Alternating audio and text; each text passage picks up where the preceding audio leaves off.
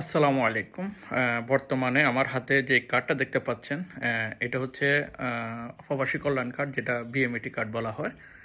এই কার্ডটা বর্তমানে খুবই প্রয়োজনীয় একটা জিনিস। এটার ফলে অনেক সুযোগ সুবিধা বিভিন্ন প্রবাসী ভাইরা গ্রহণ করতে পারবে ইনশাআল্লাহ। যাদের এই প্রবাসী কল্যাণ কার্ডটা আপনারা পিভিসি কার্ড অনুসারে আপনারা বানাতে চান অনলাইন থেকে, অবশ্যই যোগাযোগ করতে পারেন উপরে দেওয়া হোয়াটসঅ্যাপ নাম্বারে।